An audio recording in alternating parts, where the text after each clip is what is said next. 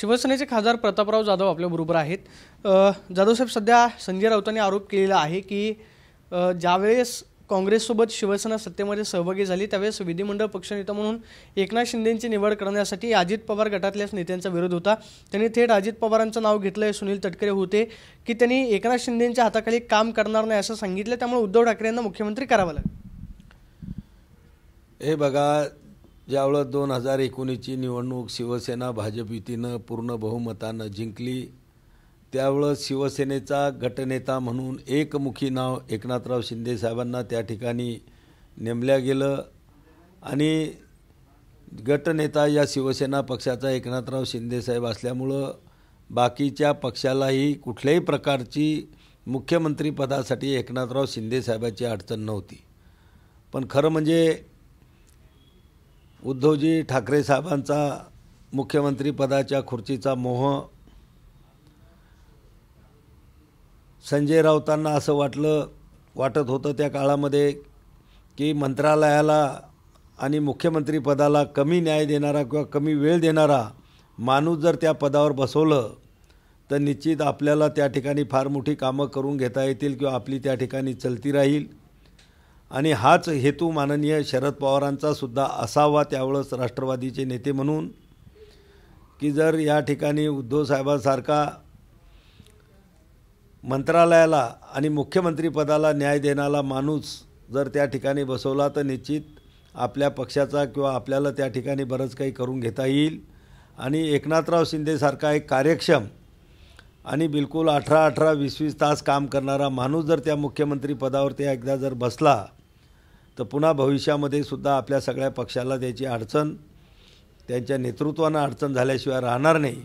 आणि म्हणून पद्धतशीरपणानं संजय राऊत, शरद पवार साहेब यांनी त्या ठिकाणी एकनाथराव शिंदे साहेबाच्या त्या ठिकाणी बद्दल खोटं बोलून उद्धवजी ठाकरेसारखा त्या ठिकाणी मुख्यमंत्री केला। आणि आपला सगळ्यांना माहीत आहे की 2.5 वर्षात त्या शिवसेनेला काय मिळालं, शिवसेनेच्या कार्यकर्त्याला किती न्याय मिळाला, लोकप्रतिनिधीला ते किती वेळा भेटलेत आणि याचा सगळा फायदा त्या 2.5 वर्षामध्ये या मित्रपक्षांनी आणि संजय राऊतसारख्या लोकांनी त्या ठिकाणी घेतला।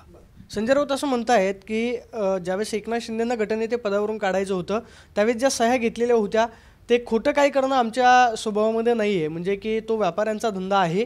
मात्र उदय सामंत असं म्हणतायत की एकनाथ शिंदेंना गटनेते पदावरून हटवण्यासाठी ज्या सह्या घेतलेल्या होत्या त्या मात्र खोट्या होत्या। हे बघा, व्यापारीपणा किंवा बनवाबनवीचे प्रकार हे जे काही त्या काळामध्ये झालेत हे उद्धवजी ठाकरे गटाने त्यांच्या चलेचपाट्यांनीच त्या ठिकाणी त्यावेळेस ते केलेले आहेत। जसं एकनाथराव शिंदेला खोटं बोलून त्या ठिकाणी मुख्यमंत्री पदापासून दूर ठेवण्यात किंवा आम्ही लोक त्यांच्या नेतृत्वात काम करणार नाही। आजही पाहता तुम्ही की अजितदादा असतील, सर्व हे असेल, सर्व त्यांच्या नेतृत्वामध्ये आज महाराष्ट्रामध्ये अतिशय चांगल्या पद्धतीनं त्या ठिकाणी काम करत आहेत, चांगले निर्णय घेत आहेत। शेतकऱ्याच्या हिताचे निर्णय असतील, कामगाराच्या हिताचे निर्णय असतील, महिलांच्या हितांचे निर्णय असतील, हे सगळे निर्णय त्या ठिकाणी हे सगळे तिन्ही पक्ष एकत्र बसून करत आहेत। पण खरं म्हणजे त्यावेळेच्या त्या सह्या ज्या होत्या, खरं त्या गटांनी उद्धव ठाकरे गटांनी ह्या खासदाराच्या आमदारांच्या सह्या त्यावेळेस अगदी खोटं बोलून त्या ठिकाणी घेतलेल्या आहेत। त्यांच्यावर काही लोकांवर दबाव त्यांनी त्यावेळेस टाकलेत। त्यावेळेस आम्हीसुद्धा उद्धव साहेबांसोबत 2-3 बैठका घेतल्यात। त्यावेळेस आम्ही उद्धव साहेबांनासुद्धा सांगितलं की तुम्ही मुख्यमंत्री पदाची खुर्चीचा मोह सोडा आणि एकनाथराव शिंदे साहेबांना मुख्यमंत्री करा, पक्ष फुटणार नाही आणि तुम्ही पक्षप्रमुख म्हणून कायम राहा। पण हा सत्तेचा मोह फार वाईट असतो। त्यांनी संपूर्ण पक्ष, आदरणीय शिवसेना प्रमुखांनी निर्माण केलेला शिवसेना पक्ष सत्तेच्या मोहासाठी त्यांनी डावावर लावला आणि फक्त पक्षच डावावर लावला नाही तर आदरणीय हिंदू हृदय सम्राट शिवसेना प्रमुख बाळासाहेब ठाकरे यांचे कट्टर हिंदुत्ववादी विचारसुद्धा त्यांनी त्या ठिकाणी डावावर लावले। आणि आज 100% उद्धव बाळासाहेब ठाकरे शिवसेना गट हा सेक्युलर त्या ठिकाणी झाल्यासारखा वागतो। काँग्रेसच्या विरोधात असेल किंवा त्या ठिकाणी इतराच्या विरोधामध्ये असेल किंवा हिंदू धर्माची स्पष्ट भूमिका असेल, यापासून ते सगळे दूर गेलेले आहेत। सगळ्यात महत्त्वाचं म्हणजे संजय राऊत असं म्हणतायत की ज्यावेळेस नवाब मलिकांसाठी देवेंद्र फडणवीसांनी पत्र लिहिलं तेच देवेंद्र फडणवीस प्रफुल्ल पटेलांसाठी पत्र का लिहित नाहीत? म्हणजे की दाऊद इब्राहिमसोबत त्यांचा मिर्ची इक्बालसोबत व्यवहार झालेला होता हे सगळ्यांना जगजाहीर माहीत आहे. प्रफुल्ल पटेल हे भाजपचे आहेत किंवा दाऊद भाजपचा आहे, असा एक सवाल संजय राऊत उपस्थित करतात. हे बघा, या ठिकाणी संजय राऊतांचा सकाळचा एक मोठा धंदा असतो. त्या ठिकाणी सकाळचा भोंगा म्हणून ज्याला महाराष्ट्रामध्ये परिचित आहे, की सकाळी उठल्यानंतर कोणावरही उठसूट खोटे नाटे आरोप त्या ठिकाणी करायचे. जर हाच नियम त्या ठिकाणी त्यांना लावावा असं वाटत असेल तर सर्वात अगोदर उद्धव ठाकरेंनी संजय राऊताची हकालपट्टी केली पाहिजेत, की पत्रावालाच्या त्या चाळीमध्ये त्या याच्यामध्ये त्याचं नाव आलं. त्यांना स्वतः जेल त्या ठिकाणी झाली, स्वतः जेल भोगून आलेला माणूस आहे भ्रष्टाचाराच्या माध्यमातून. आणि आताही महानगरपालिकेच्या ज्या चौकशा होत आहेत त्याच्यातही खिचडीसारख्या प्रकरणामध्ये यांचे त्या ठिकाणी नावं आले. तर मग हाच न्याय त्यांनी एक तर उद्धवसाहेब ठाकरेंनी त्यांची हकालपट्टी करायला पाहिजेत, किंवा संजय राऊतालाही थोडंफार जर काही मनाची वाटत असेल तर त्यांनी स्वतः या राजकारणापासून दूर व्हायला पाहिजे. जो त्यांचे आरोप ज्यावेळेस ते त्या ठिकाणी सिद्ध होणार नाहीत किंवा सिद्ध होऊ देणार नाहीत त्यावेळेस त्यांनी पुन्हा या पक्षामध्ये काम करावं. संजय राऊत असं म्हणतायत की जो सोलापूरमध्ये चप्पल फेकीचा प्रकार घडला की तो घडलेलाच नव्हता, आणि जर तसा घडला असता तर ज्याने हा प्रकार केला तो परत गेला नसता. बा, संजय राऊत किती हिंमतबाज आहे हे आम्ही सुद्धा लय जवळून पाहिलेलं आहे.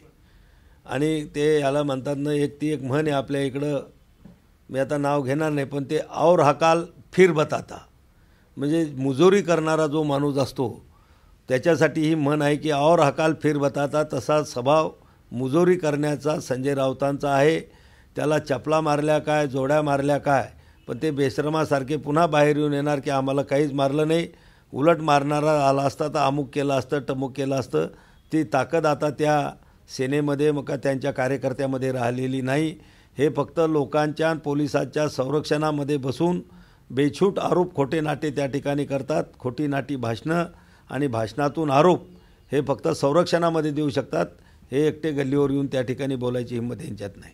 आपण पाहतोय की संजय राऊत जे आहेत ते बेछूट आरोप करतायत, मात्र आता पूर्वीसारखी शिवसेनेमध्ये ताकद राहिली नाही अशी प्रतिक्रिया खासदार प्रतापराव जाधवांनी दिल्याचं पाहायला मिळते. कॅमेरा पर्सन विनोद समी, प्रदीप कापसे, TV9 मराठी, नवी दिल्ली.